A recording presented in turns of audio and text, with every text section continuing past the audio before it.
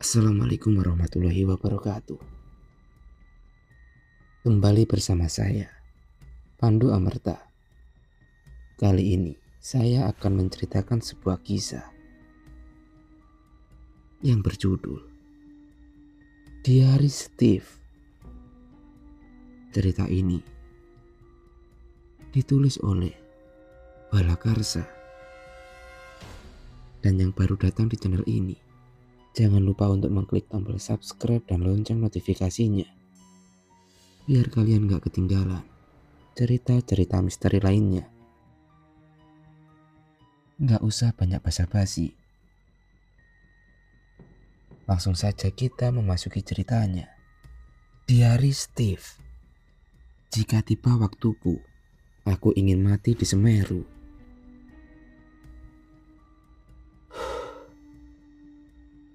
Namaku Doni. Aku salah satu mahasiswa di perguruan tinggi yang ada di Jakarta.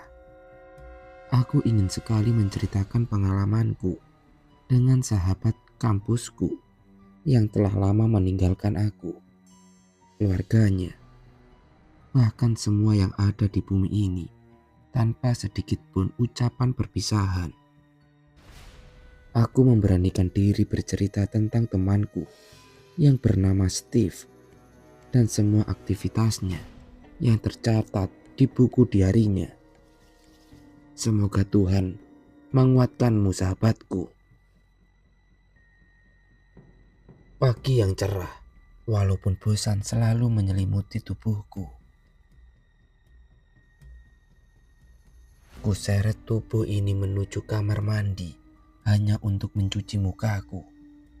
Tampak kusut, bukan karena aku tak tidur tadi malam, namun aku sedih akan ucapanmu, wahai perempuanku, di kala senja yang tanpa kata. Kau perempuanku, kau sakiti diriku melebihi apa yang aku rasakan selama ini. Tak tahukah kau bahwa aku sudah muak dengan kekosongan serta kebohongan dunia?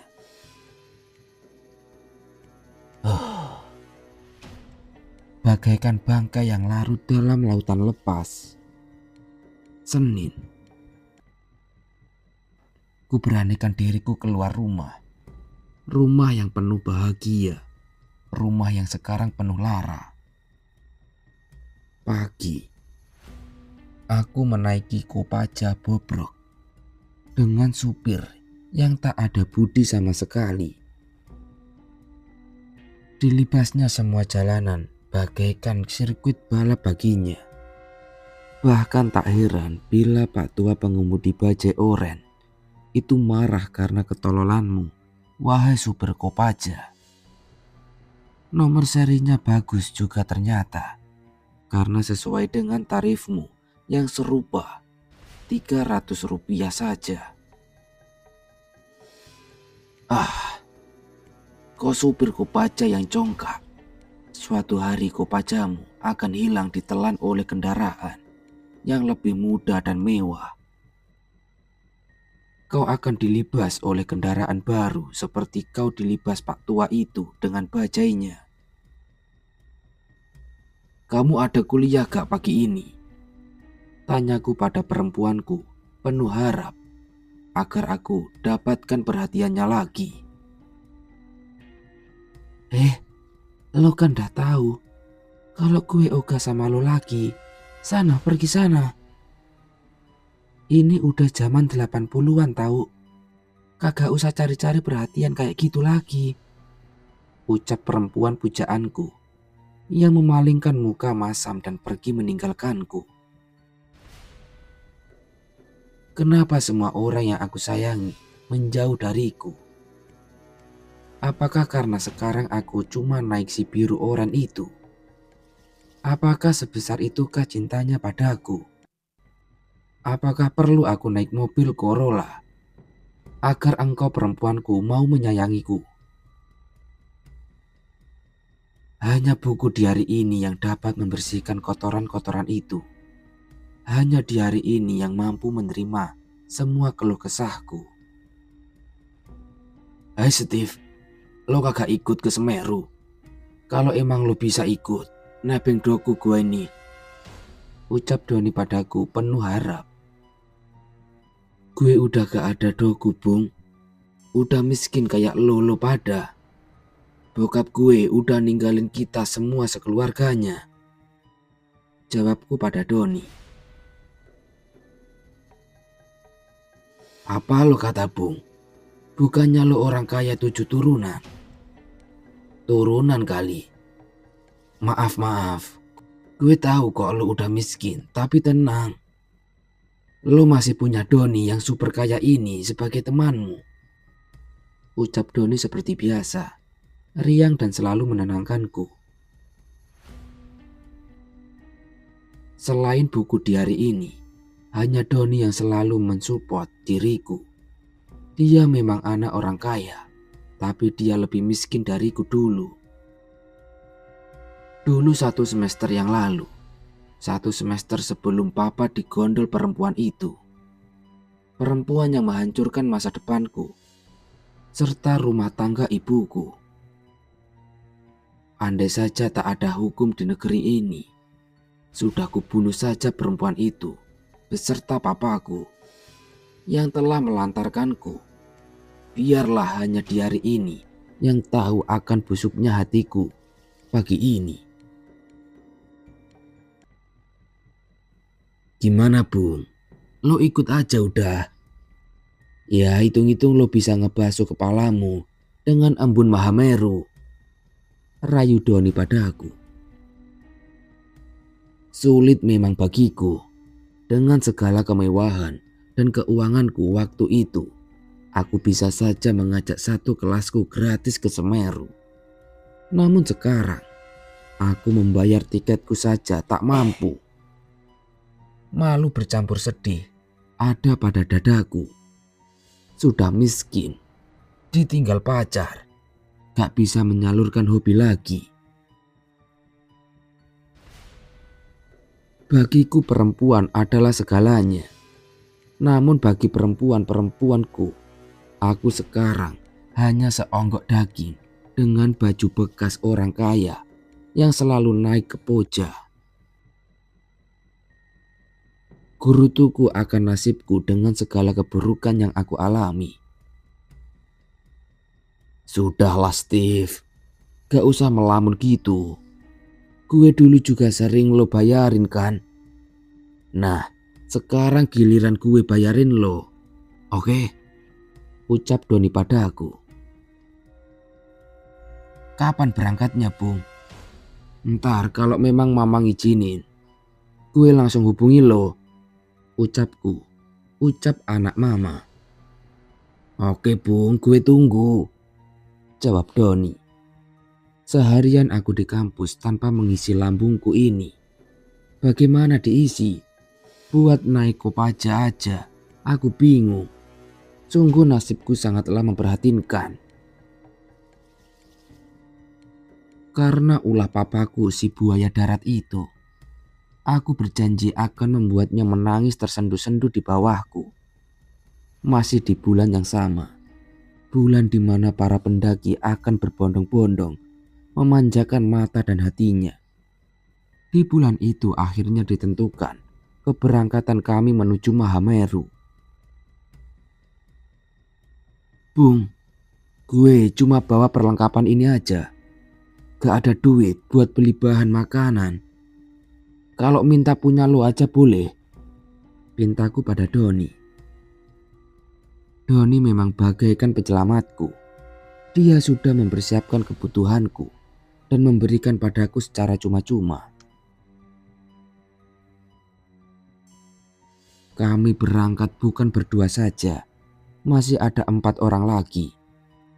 2 satu fakultas dan 2 lagi dari Bandung, sahabat sesama relawan dan aktivis.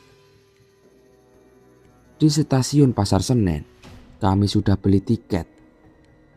Pulang pergi ke stasiun Kota Baru Malang. Hari yang menjemukan bagiku, bagi orang kaya yang tiba-tiba miskin. Tapi agar tidak mengecewakan teman-temanku, aku selalu bersikap ceria walau sikap ceriaku hanya fata morgana. Bagiku, baginya, dan bagi semua orang yang merasakan nestapa dan nelangsa di rundung duka. Gerbong ekonomi. Ya, hanya gerbong ekonomi ini sama persis dengan kopaja penghantar kuliahku. Masih sama janggal bagiku. Selama hidupku aku gak pernah naik kopaja. Selama hidupku baru kali ini aku merasakan keekonomian dari akomoda berjalan besi ini. Padahal dulu tak akan kubiarkan ingatan tentangku dengan semua kekayaan papaku. Perjalanan yang melelahkan kami lalui bersama. Ada teman dari Bandung menyanyikan lagu kisah cinta dari surga pada bidadari nirwananya. Lagi-lagi keluhku akan sikap dari perempuanku yang tak ku tahu arti dari rasa cintanya padaku. Aku selalu memanjakannya. Aku jadikan dia sebagai permaisuri raja. Namun apalah daya, sang raja telah kalah. Kalah dengan gemerlapnya dunia. Dengarkanlah nada melodiku dengan suara rintih hati kosongku akan semua rasa cintaku. Ku ingin ku gandeng tanganmu. Ku ingin ku bawa kau ke angan dan ke hayalanku. Ku ingin berjalan di atas awan bersamamu.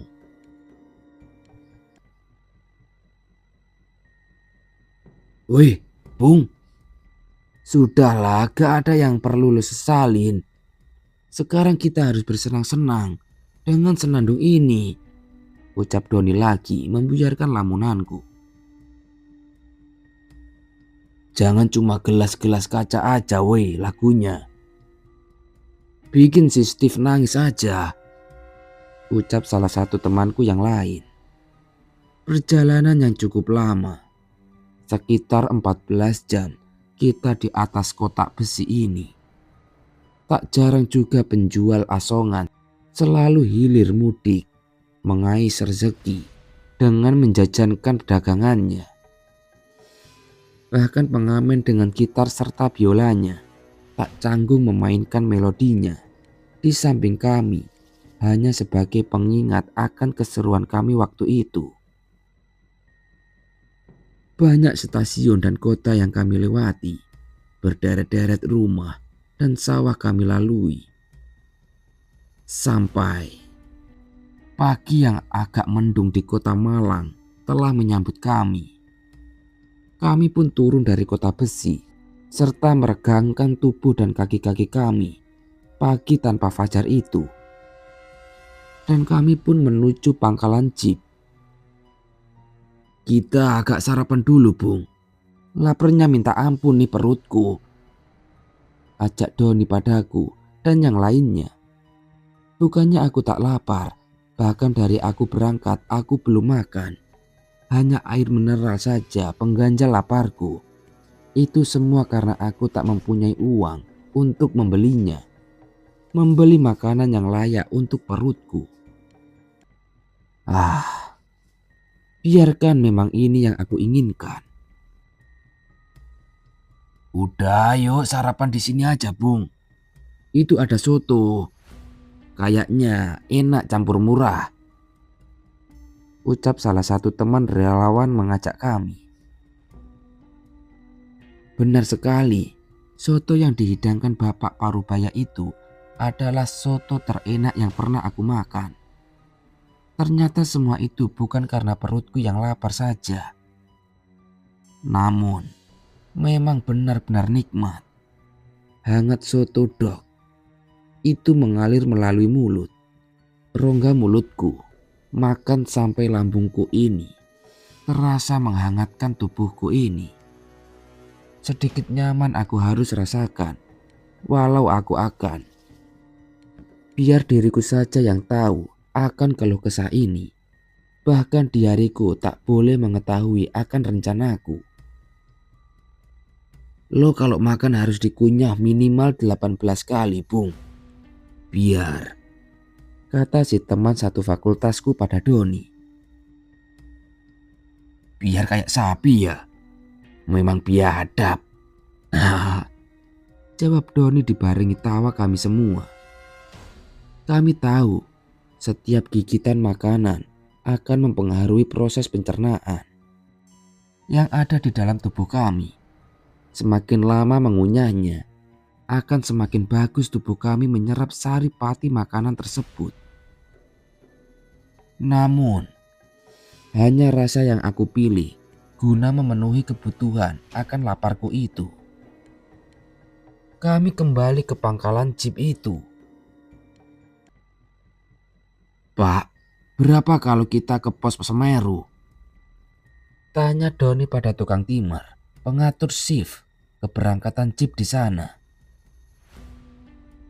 Paket, sekali jalan 45.000 saja mas. Kalau pulang pergi bisa juga lebih murah, kata tukang timer. Mahal sekali pak, kakak boleh turun dikit apa? Ucap Doni menawar. Ya pokoknya mau pulang pergi tak kasih 60.000 aja. Gimana mas? Tukang timer menurunkan harganya. Ya udahlah, kita ambil pak. Cuman kami gak tahu berapa hari di atas nanti ya. Pokoknya saya bayar separuh dulu. Kembali Doni menawar. Ayo wes cepet naik. Tanda jadi harga sepakatan kami akan jeep sewaan warna hitam itu. Perjalanan yang sangat melelahkan, namun sangat menyenangkan bagi jiwa muda yang tanpa beban di pundaknya. Tapi aku hanyalah orang yang penuh rencana. Perjalanan lama-kelamaan telah meninggalkan kita dengan jalan mulusnya, menuju jalan tanjakan dengan lubang di setiap mukanya. Muka jalan menuju kaki puncak Swarga Loka. Siang hari. Siang itu kami telah sampai di Ngandas. Dan supir jeep menghentikan mobilnya. Entah karena makan atau karena apa. Kami disuguhi tanah terasiring dengan segala tanaman sayur-sayurannya. Kami bahkan disuguhi pemandangan dari para peladang yang membawa tabung obat serta peralatan berkebunnya. Nikmatnya menjadi mereka yang tak pernah merasakan nestapa dan sangsara. Tetap niatku tak kutulis dalam coretan diariku ini. Perjalanan yang tak terlalu jauh, hanya membutuhkan setengah jam. Kami sudah sampailah di pos 1 Ranupani. Di sini, di pondok kayu ini, kami didata oleh petugasnya dan membayar kontribusi yang cukup murah. Ya, semurah tarif Kopoja yang biasanya mengantarkan aku kuliah. Kaki Gunung Semeru memberiku cinta. Cinta yang akan memberiku sayap entah apa. Bahkan sayap itu pun bagaikan menyulapku sebagai seorang pujangga. Cinta. Cinta akan keagungan yang esa. Cinta bukan hanya fata morgana. Cinta akan syair dan sajak seorang tanpa dan harus berjuang hilangkan nestapa. Sangat sederhana pos pertama Semeru ini. Sangat berbanding terbalik dengan keagungan Mahameru sebagai puncak tertinggi Jawa. Berapa orang masnya yang naik? Apa sudah membawa peralatan dan bekal yang cukup? Silakan mengisi biodata dan list dengan lengkap ya, ucap petugas pos pertama pada kami. Setelah mengisinya, kami menuju warung di bawah pos hanya untuk istirahat, mengumpulkan tenaga.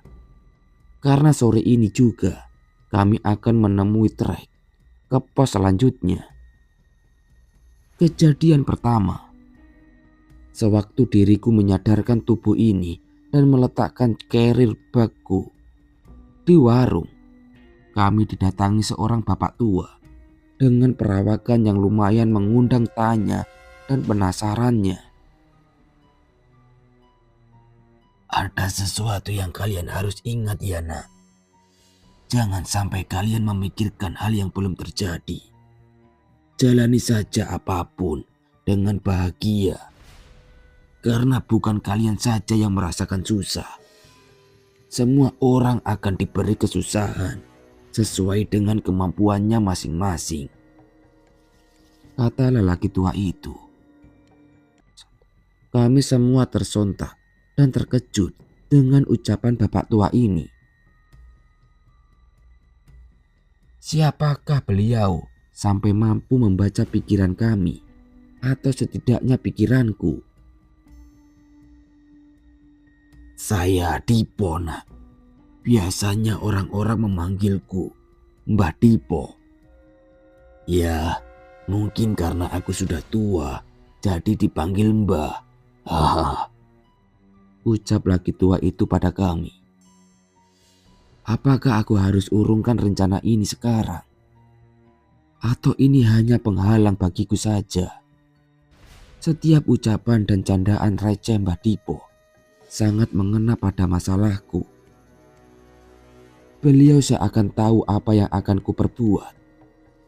Bahkan setiap guyonannya aku abadikan di buku diariku ini.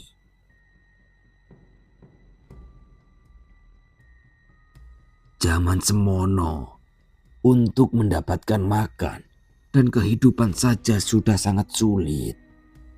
Kok sekarang yang sudah enak malah kepingin pada mati?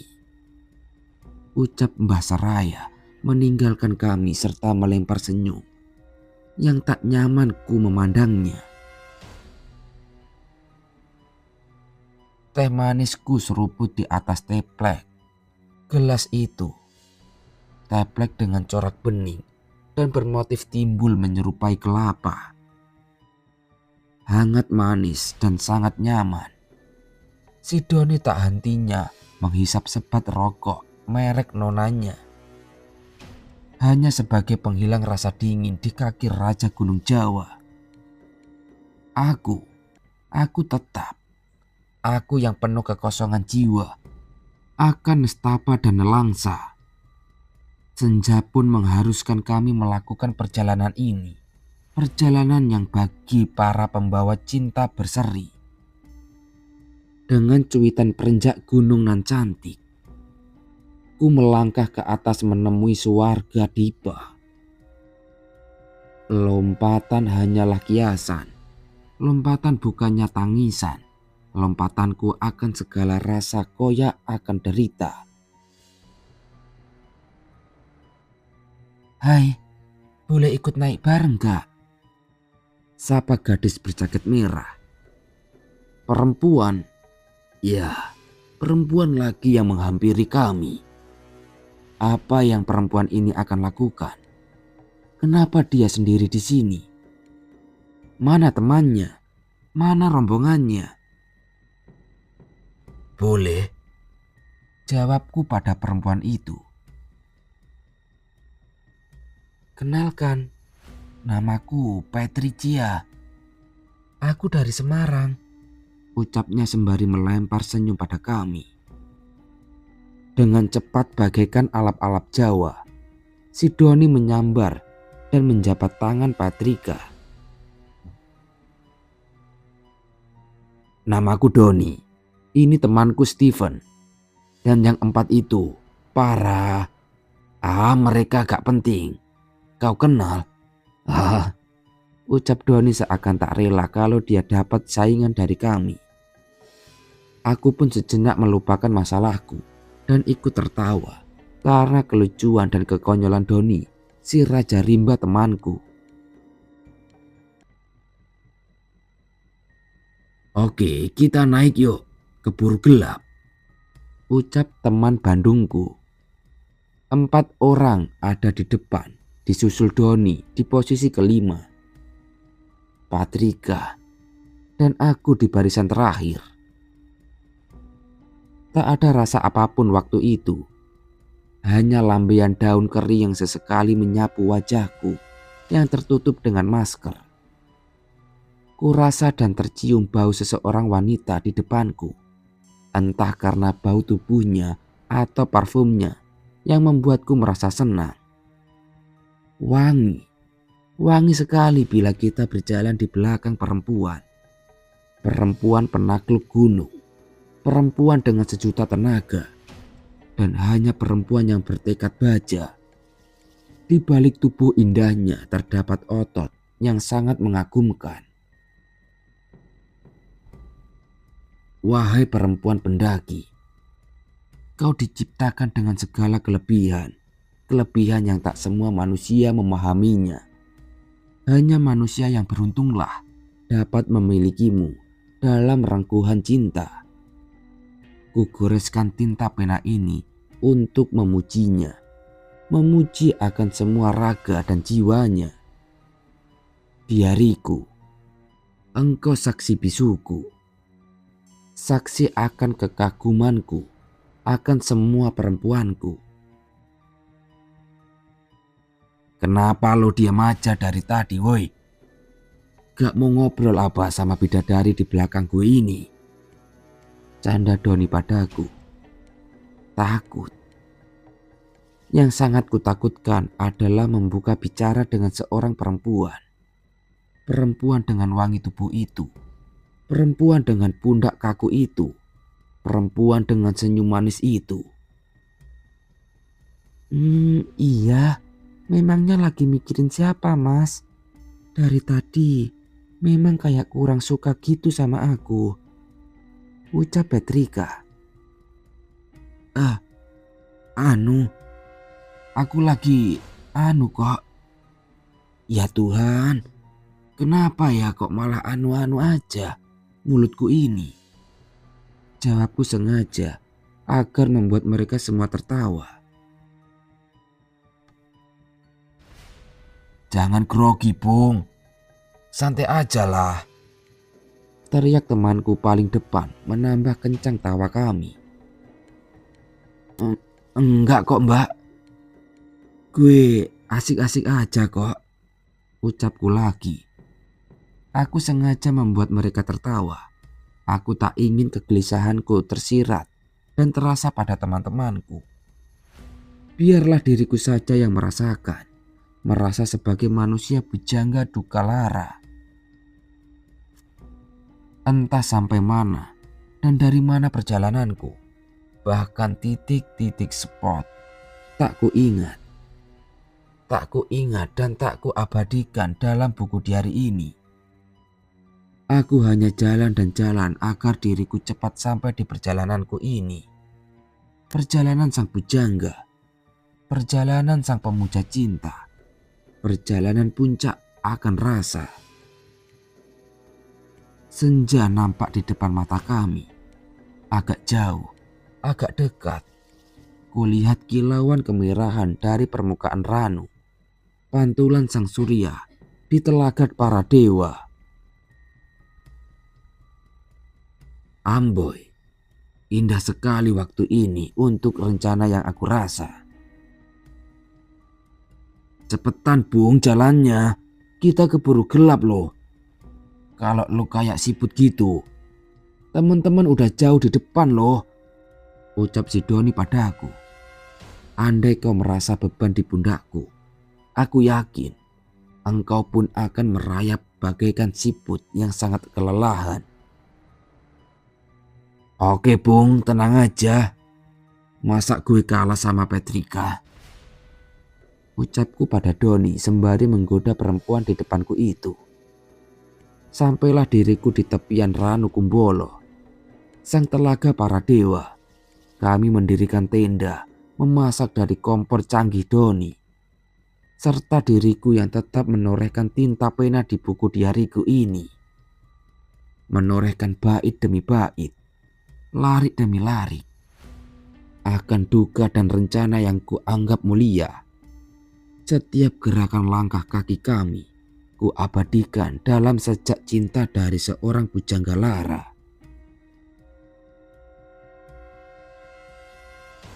Steven, bisa ke sini? Aku minta tolong benerin resleting jaketku dong. pinta perempuan itu padaku. Andaikan perempuanku yang jauh di sana seperti ini, selalu manja padaku, selalu minta pertolonganku, aku pasti akan menjadi lelaki terbahagia di dunia. Namun perempuanku yang di sana hanya melihatku akan semua hartaku, melihatku dari kilauan cat mobilku, melihatku dari klimis baju, dan juga klimis dompetku. Aku sebagai lelaki sebenarnya sangat simpel saja. Aku hanya ingin dijadikan yang nomor satu. Aku hanya ingin dimintai pertolongan. Aku hanya ingin kau para perempuan bermanja-manja padaku. Larut dalam anganku. Hai, cepet dong. Masa malah bengong gitu? Ucap Petrika lagi padaku. Oke, tenang aja. Gue bisa kok benerin resletingnya. Cuma gue, ucapku. Kenapa woi? Tolongin buka aja. Orang emang gak bisa kebuka gini. Cuma gak usah ngeres otaknya, ucap Petrika padaku sambil tersenyum. Ku hampiri perempuan itu. Ku pegang kerah jaketnya. Kupaksakan resleting itu agar terbuka. Terbuka tanpa memperlihatkan keindahan di dalamnya. Gemetar terasa. Tangan ini yang tak pernah sekalipun membuka. Membuka paksa dari penutup dada. Dada bidadari yang entah dari mana. Terbukalah resletingnya. Dan aku hanya bisa tersenyum, merasa senang karena dianggap menjadi laki-laki yang benar-benar laki-laki. Andaikan saja aku dapat memilih, akan kupilih perempuan pendaki guna melengkapi kehidupanku. Buku diari Steve sudah tak ada catatan lagi, sejauh itu saja.